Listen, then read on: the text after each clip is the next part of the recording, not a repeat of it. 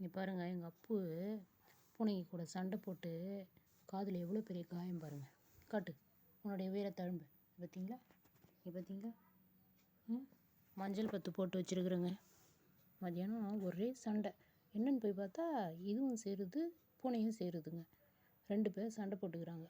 அந்த நேரத்தில் நாம் போய் தூக்க போனால் நம்மளை கடிப்பாங்க.